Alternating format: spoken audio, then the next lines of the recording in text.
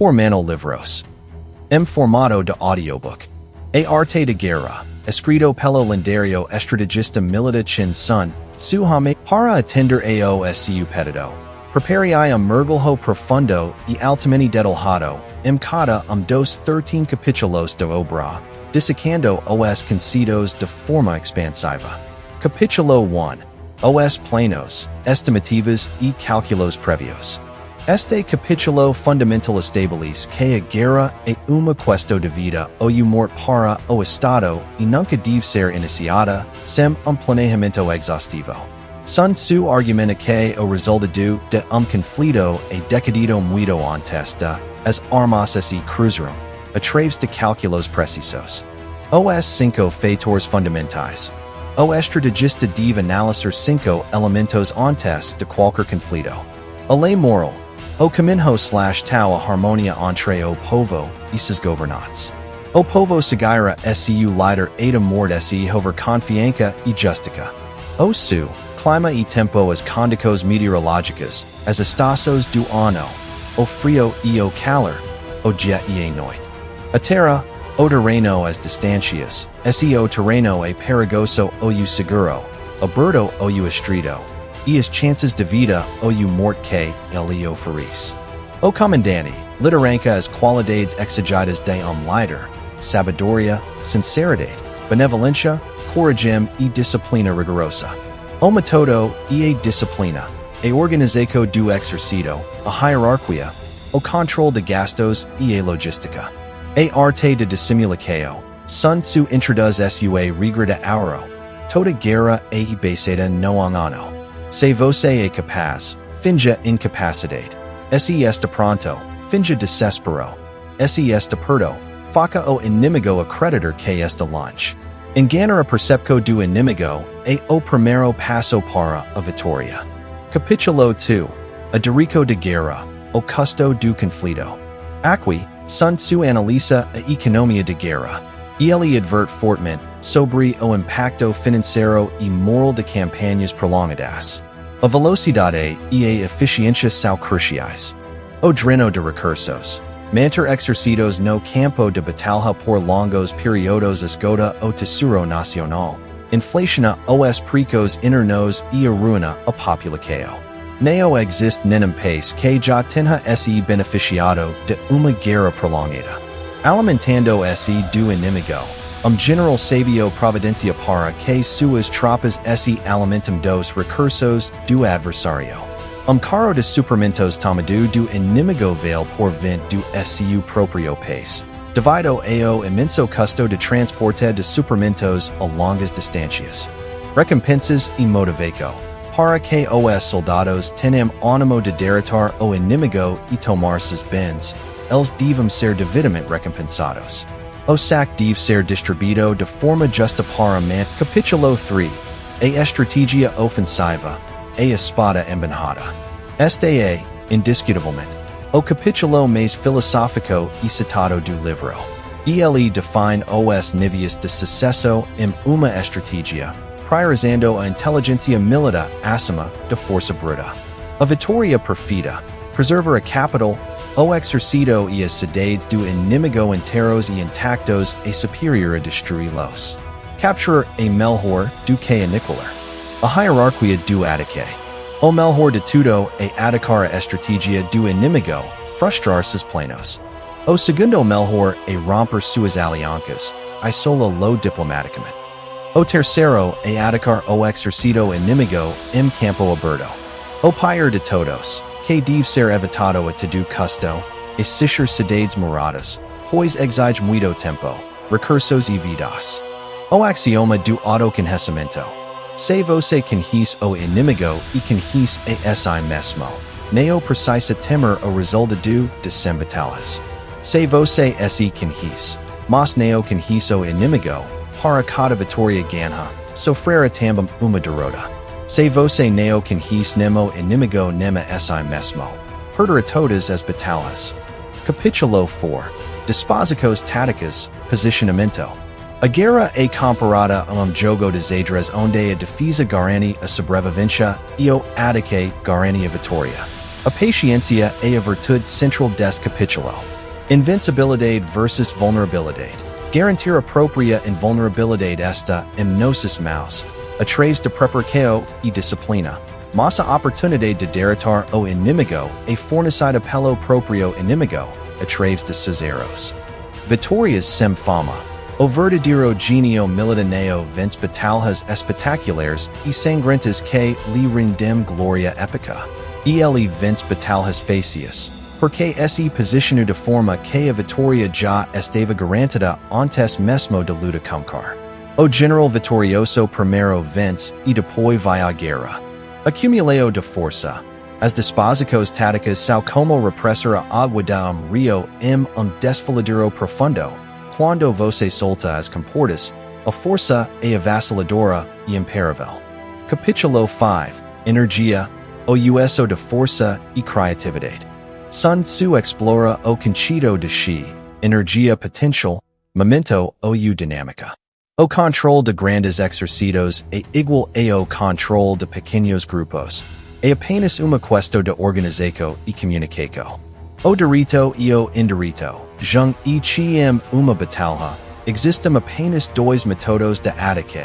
O direito, ortodoxo/convencional, e o indireito, neo-ortodoxo/supressa. No entanto, combinados, eles criam infinitas possibilidades. O ataque direito engaja o inimigo, mas o ataque indireito, a supressa de flanco, emboscada, é o que garante a vitória. O instante e o momento. Timing a energia é comparada a uma besta. Arco, tensionada é o máximo. A decisão é o ato de puxar o gatilho no milésimo de segundo perfeito. Criando ilusos, biom comandante dita o ritmo. Ele atrai o inimigo oferecendo aparentes vantagens, forcando o esse mover, então o aguarda com suas tropas descansadas e bem posicionadas. Capítulo 6. Pontos fortes e fracos, vazio e caio. A essência de tática militar é evitar a força do inimigo e atacar sua fraqueza. A fluidez e a adaptabilidade são glorificadas. A iniciativa. Quem chega primeiro ao campo de batalha e aguarda o inimigo está descansado. Quem chega por último e tem que se apressar para a batalha está exausto. O estrategista habilidoso atrai o inimigo para si, e não permite ser atraído. Atacando o vazio. Se você decide ter certeza do sucesso de seus ataques, ataque apenas lugares que não são defendidos. Para ter certeza de que suas defesas resistirão, defenda posições que não podem ser atacadas. A doutrina da água. Uma das metáforas mais poderosas do livro. A água molda su caso de acordo com a natureza do terreno por onde flui. Não tem forma constante. Assim como a água evita as alturas e cor para baixo, exercício deve evitar a força e golpear a fraqueza, o vazio. A vitória militar perfeita não tem forma fixa, ela se molda as vulnerabilidades do oponente. Capítulo 7. Manobras, o confronto direto. Este capítulo lida com as complexidades práticas de mover exercício inteiro e de posição de vantagem, superando a logística e a psicologia das massas. O desvio como atalho. A arte de manobra consiste em transformar o que é tortuoso em algo direito, e transformar o infortunio em vantagem. Enganar o inimigo sobre sua rota pode fazer com que a rota mais longa seja, na verdade, a mais rápida para a vitória. Comunicação em massa, no chaos de batalha, as voces não podem ser ouvidas. Portanto, generais devem usar sinos, tambores, bandeiras e estandartes para unificar os ouvidos e alhas de suas tropas. Se as tropas agirem como seu corpo, o corajoso não avancara sozinho e o covarde não recuar sozinho. Gesto psicológica. O feito moral evita o exercício inimigo quando su exercito está afiado, demanda o no inicio de campanha, e ataque o quando ele estiver letárgico, pensando apenas em voltar para casa. Além disso, nunca encarar inimigo desesperado. Sempre deixe uma saída, mesmo que seja uma armadilha. Hoi soldados que accreditam neo ter escapatoria lutareo, 8 a mort com ferocidade incomparável. Capítulo 8. As no variavius, adaptabilidade tática. Regras rigidas Madame Jean Rice. A flexibilidade absoluta diante de circunstâncias imprevisíveis é a marca do mestre estrategista. As exicos as regras. Ha estradas que neo devam ser seguidas. Ha tropas inimigas que neo devam ser atacadas. Ha cidades que neo devam ser sitiadas. E ha 8 mesmo ordens do governante supremo que o general neo devo obedecer se estiveram divorciadas de realidade no campo de batalha. Pensamento bilateral. O sabio sempre considera as vantagens e desvantagens misturadas. No meio de uma grande vantagem. Ele procura o perigo oculto. No meio do desastre absoluto. Ele procura a oportunidade de salvação. As 5 falas fatais dom líder. Temeridade. Imprudência leva a destruição cega. Covardia leva a captura fácil. Temperamento precipitado pode ser provocado por insultos faciais. Senso de honra muito delicado. Suscetível a vergonha e armadilhas do ego. Excesso de complexo por seus homens. Leva a preocupações que paralisam a tomada de decisões difíceis. A guerra exige sacrifícios. Capítulo 9. Movimentos das tropas, marcas e sinais. A observação meticulosa do ambiente e da linguagem corporal do adversário revela suas verdadeiras intenções. Posicionamento no terreno. Acamp em locais altos voltados para o sol. Neo enfront inimigos que estão descendo colinas. Mantenha esse longe de pantanos de sal e terrenos traiçoeiros. Lendo a natureza. O movimento das árvores indica a aproximação do inimigo. Passaros levantando vu de repente revelam uma emboscada. Poeira alta em colunas finas significa carruagens. Poeira baixa e espalhada significa infantaria. A psicologia de tropa inimiga. Se os emissários do inimigo falam humildemente, mas ele continua se preparando, ele vai atacar. Se ele fala com arrogância e avança agressivamente, ele na verdade vai recuar. Quando os soldados inimigos se apoiam em suas lancas, estão famintos. Se houver tumulto noturno no acampamento inimigo, o general oponente perdeu sua autoridade. Capítulo 10. O terreno, topologia. Sun Tzu descreve a geografia física de guerra e como o general atua como zelador e pai para seus soldados. Tipos de terreno. Ele categoriza o terreno em 6 tipos básicos, incluindo terreno acessível, onde qualquer pode se mover, terreno emaranhado, fácil de entrar, difícil de ser, e desfiladeiros estritos. Para cada há uma tática específica, geralmente baseada em ocupar lo primeiro e aguardar o inimigo.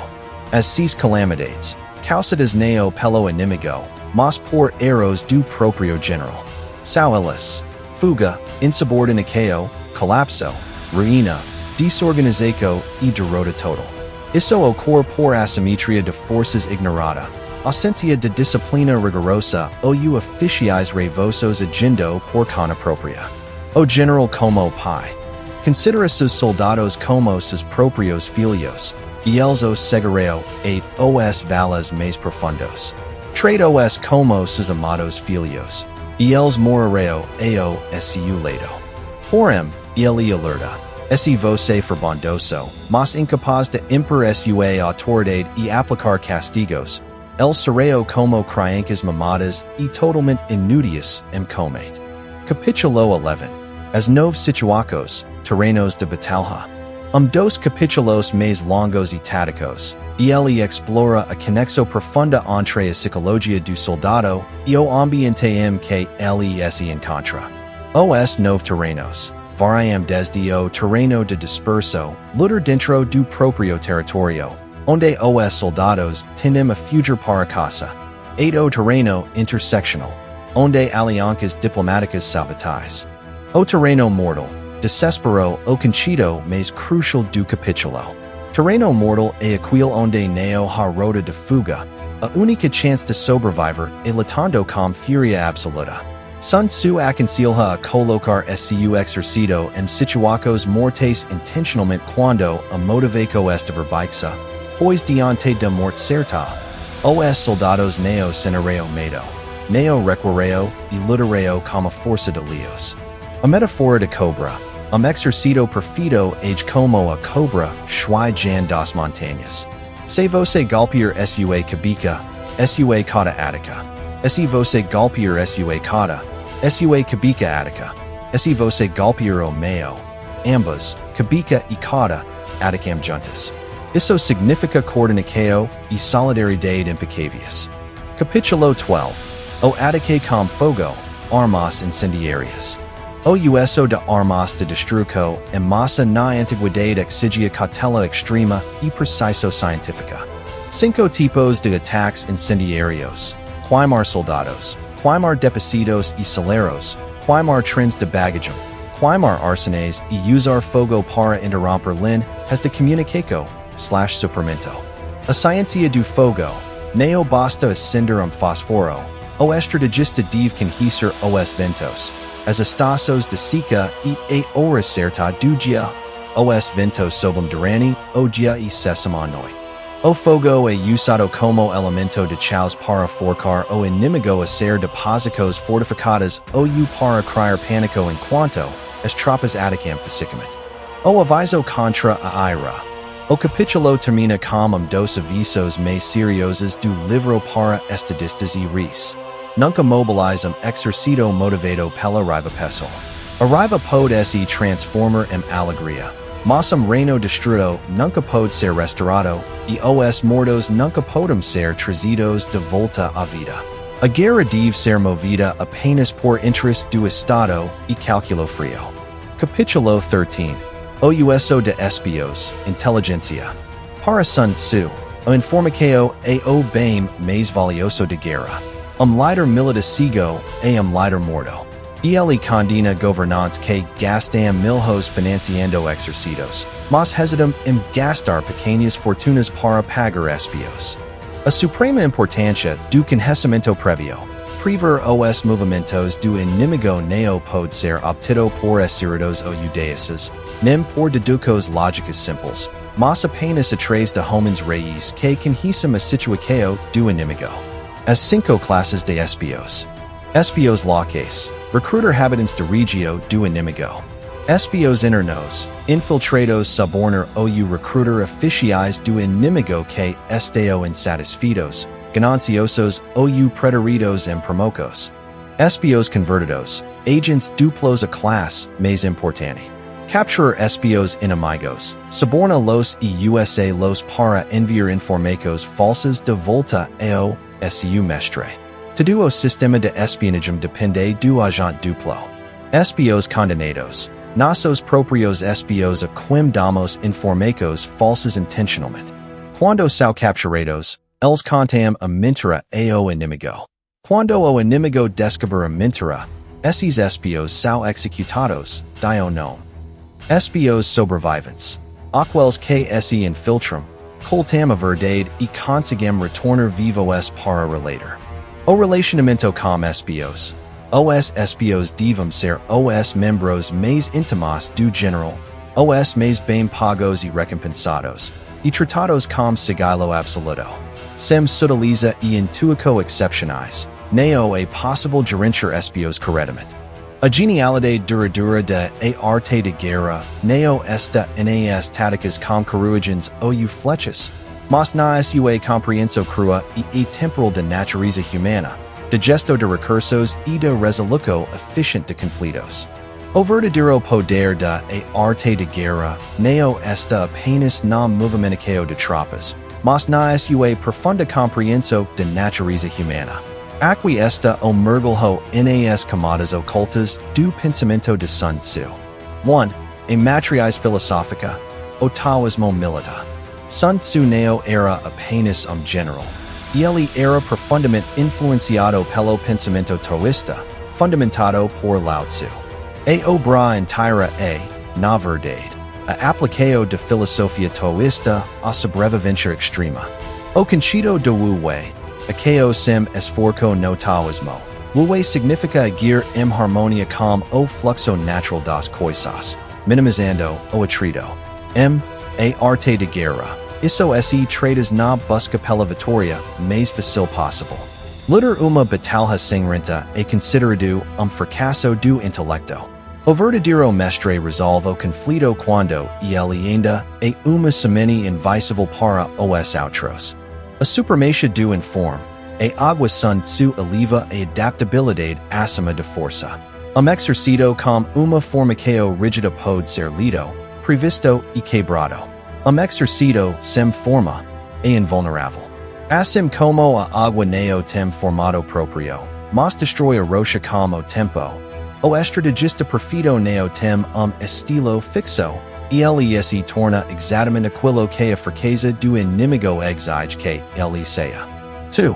A anatomia do engano. Manipulando a realidade. Onde o ocidente historicamente glorificou o choque frontal de forças, como as falanges gregas ou as legios romanas baseadas em honra e força bruta. Sun Tzu glorifica a manipulação de percepção. A economia do engano. Para Sun Tzu, o veneno neo é uma fala moral, mas imperativo humanitário. Mentir para o inimigo economiza vidas. Se você consegue convencer o adversário de que lutar é inútil antes mesmo do primeiro tiro, você salva milhares de vidas de ambos os lados. A energia potencial. Se este é o conceito chins de construir momento ou inertia antes do impacto. O estrategista constrói o se manipulando as emoções do inimigo, irritando seu general, exercindo suas tropas com falsos alarmes, alimentando sua arrogância. Quando o golpe final acontece, ele é rápido e inevitável. Como solta a corda do arco que passou meses sendo tensionada. 3. A assimetria do informação como arma principal. Na visão ocidental moderna, a inteligência, espionagem, é uma ferramenta de suporte para o combate. Na visão de Sun Tzu, o combate é o que acontece quando a sua inteligência fala. A moralidade de espionagem. Sun Tzu argumenta que gastar fortunas com espiões é o ato mais moral que líder pode fazer. O líder que se recusa a pagar espiões por honra, ou mesquinhez financeira é uma cagueiro, pois está enviando seus próprios cidadãos para a morte cegas. A informação exata elimina a adivinhação, e na guerra, a adivinhação é pega como se. A ilusão do autoconhecimento. O axioma conhica o inimigo e si mesmo paris simples, mas é a armadilha onde a maioria dos líderes fala. A arrogância faz com que os líderes subestimam o inimigo, mas a negação faz com que superestimam a si mesmos. O autoconhecimento brutal e sem filtros, saber que suas tropas estão cansadas, que seu suprimento é falho ou que sua posição é fraca, é mais valioso do que conhecer os segredos do adversário. For a psicologia de liderança e o abandono do ego. O herói de Sun Tzu é o anti-herói das epopeias clássicas. O general ideal descrito no livro é quase invisível. A glória é o inimigo da estratégia. Generais que buscam fama entram em batalhas dramáticas e perigosas para provar seu valor.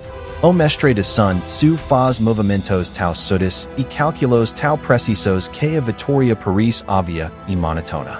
Ele não recebe estatuas porque, aos olhos do público, ele não fez nada de extraordinário. Ele simplesmente evitou o desastre antes que ele se formasse. A liderança paradoxal. O general pai e tirano o líder deve ter um amor quase maternal por suas tropas, garantindo que estejam alimentadas, descansadas e protegidas. No entanto, deve ter uma frigia desencapada na hora de executar a lei militar ou enviá-los para terreno mortal. Essa dualidade, impatiência absoluta combinada com disciplina implacável, é o que guerra a lealdade inquebrável. A grande ironia de obra, a arte de guerra, o manual militar mais lido da história, é fundamentalmente tratado sobre como evitar a guerra. Imensagem final que consolida o livro, a que o conflito direito, a sempre a falência de estratégia. A verdadeira excelência neo a quebrar o inimigo em batalha, mas subjugar a mente do inimigo de forma tal completa que a espada nunca precisa ser desembainhada. Quando o tratado é dissecado et o seu núcleo, ele deixa de ser sobre derrotar inimigo externo e passa a ser sobre como gerenciar a própria energia e o próprio destino diante de desafios monumentais. A física de guerra e a matemática do sucesso. Para estrategista com afinidade por matemática e física, a obra de Sun Tzu neo é livro de autoajuda, mas quase tratado de mecânica clássica e cinemática. Toda a estratégia militar oriental orbita em torno do cálculo preciso de forças, vetores, inercia e resistência. Sun Tzu insiste que a guerra é vencida no templo, através de cálculos rigorosos antes de batalha. Na esfera pessoal, isso significa que a vitória neo é fruto de motivação emocional ou inspiração mística, mas de frigia analítica. É a capacidade de olhar para objetivo colossal, calcular exatamente quanta energia potencial, ou se será necessária para alcançá-lo, mapear as variáveis do atrito, destracos, obstáculos, e posicionar esse de forma que a inercia trabalhe a seu favor, neo contra você. A logística de campanha longa, o esgotamento do Estado. O alerta mais severo do capítulo 2 é de que campanhas prolongadas inevitavelmente arruinam o Estado. Nenhuma naqueo sobrevive estado de alerta e gasto energético máximo por tempo indeterminado. Trazendo isso para as batalhas modernas de longo prazo, como a preparação exaustiva e solitária para exames de altíssima concorrência, a exemplo do inum ou de fuvis na busca por uma vaga em medicina. O Estado é você. O seu cerebro é o exercito e a sua saúde física e mental é o tesouro nacional. Tentar sustentar uma carga máxima de esforço ininterrupto é erro estratégico fatal que leva ao colapso, ou burnout. A genialidade logística de Sun Tzu se reflete na necessidade de racionar energia. A alternância tática entre ataques de foco absoluto e retiradas estratégicas para o descanso, como a execução disciplinada de ciclos de técnica Pomodoro, deixa de ser apenas a método de produtividade e se revela como a mais pura tática militar de sobrevivência em uma guerra de retrito. Você avança, consolida a posição, descansa as tropas e avança novamente. A ilusão do heroísmo e o vício na dificuldade. O Ocidente é viciado na narrativa do herói que sofre, sangra, passa noites em claro e vence pela força bruta de vontade. Sun Tzu despreza essa imagem. Para ele, se você precisa lutar a última gota de sangue. Sua estratégia foi mediocre. Aplicado à vida pessoal, isso destrói o medo de que, quanto mais difícil, melhor. O verdadeiro estrategista projeta seu ambiente para que o sucesso seja o caminho de menor resistência. Ele não confia na força de vontade para estudar ou trabalhar. Ele organiza sua mesa, sua rotina e suas ferramentas de forma que fazer a coisa certa seja mais fácil do que se distrair. Ele vence a procrastinação sem lutar contra ela, simplesmente eliminando as rotas de fuga. O terreno mental e as novos situações. No capítulo 11, Sun Tzu mapea os terrenos físicos, mas eles são metáforas perfeitas para estados psicológicos. O terreno de disperso. E quando você tenta lutar perto de casa ou onde se sente confortável demais. A mente se dispersa facilmente para o conforto de cama, das redes sociais ou do laser. A tática de Sun Tzu? Ser dali. Ir para ambiente onde a única opção lógica seja o avanço. O terreno mortal, aquilo onde não há rota de fuga. Psicologicamente, e quando o preso final chega ou as opções se escatam. Sun Tzu diz que aqui que o ser humano revela uma ferocidade e foco inigualáveis. O mestre propriamente aprende a criar terrenos mortais, artificiais, prezos inegociables, compromisos públicos, para forcar o cerebro a abandonar a letargia e entrar em estado de alerta máximo. Elite sao final de sun su a que você a, simultaneamente, o general e o soldado, o governante e o povo. A harmonia moral exigida no primeiro capítulo comica com a alinhamento entre o que você deseja alcançar no longo prazo e o que você está disposto a sacrificar no presente. O verdadeiro zec na interpretação da arte de guerra e compreender que o livro, em sua essência, não é sobre combate, mas sobre a gesto implacável da entropia e a economia da energia.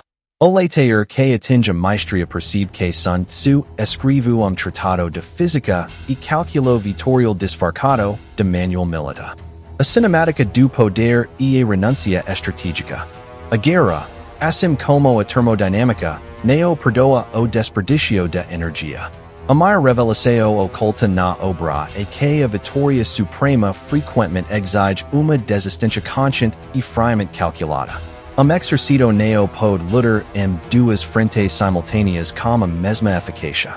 Quando estrategista decide arquivar definitivamente os planos para confronto secundário, como interromper de vez a preparação para concurso de polícia militar, como objetivo de concentrar 100% de sua força vital, lógica e recursos para romper as muralhas de objetivo monumental e primário. Como a aproveito em uma prova de medicina de altíssima concorrência, ele não está recuando. Ele está aplicando a forma mais pura do que Sun Tzu chama de chi, energia potencial. Ele está retirando a pressão de flanco disperso para criar uma força de impacto singular. A renúncia não é fraqueza. É o cálculo exato de quem recusa o atrito desnecessário para garantir a vitória absoluta na única batalha que realmente importa. O resumo definitivo. As quatro leis imutáveis. Para consolidar a obra inteira em resumo grande e definitivo, decodificando todos os 13 capítulos em fundamentos inquebráveis, podemos destilar o pensamento de Sun Tzu em quatro leis que regimamente a matéria e o conflito. A lei da informação, a morte do ego. A vitória nasce da eliminação da ilusão. A esperança e a adivinhação são os maiores inimigos da matemática de guerra. Conhecer a si mesmo significa aceder a realidade nua e crua, mapear exatamente onde sua lógica é forte, como exatas, e onde suas defesas precisam ser reforçadas. Leider não opera com base no que ele gostaria que fosse, mas na leitura precisa das variáveis. A inteligência brutal, fria e baseada em dados é o único antídoto contra a derrota. 2. A lei da economia, o triunfo invisível. A excelência não faz barulho, não busca fama e despreza o sofrimento desnecessário. Campanhas prolongadas exoram o Estado, assim como maratonas ininterruptas de esforços em método destroem o cerebro. O avanço deve ser ditado por ciclos precisos de tensão focada e repouso absoluto. O herói sangra e cana como sword. O mestre de Sun Tzu vence estruturando su ambiente e sua rotina de tal forma que o sucesso se torna o caminho de menor resistência. 3. A lei da forma, a dinâmica dos fluidos. A rigidez é a ruína, a fluidez é a sobrevivência. Quem se apega a único método se torna pervasivo. O pensador estratégico age como a água, que inevitavelmente contorna a pedra. Ele não ataca a rocha sólida, o caio, a força bruta do obstáculo, e ele se infiltra pelas rachaduras, o vazio, as fraquezas. A adaptabilidade contínua às circunstâncias é a única armadura impenetrável que existe. 4. A lei do impacto, a liberação de energia. O confronto final não é uma luta, é a mera consequência de uma energia que foi acumulada. É o ato de repressar rio imenso em desfiladeiro altíssimo. Quando o momento crítico chega, o dia da prova final, a hora do checkmate. A que o não exige esforço titânico ou o desespero. Pois te duo peso dos meses de preparo silenciado des, como força de uma avalanche. A vitória já estava garantida quando a primeira gata foi repressada. O estrategista supremo é aquilo que transforma o caos do mundo em uma equação de variáveis controladas. E ele compreende que a guerra mais formidável de todas acontece silenciosamente na propriamente. A coragem matemática de sacrificar o que é secundário para subjugar o impossível.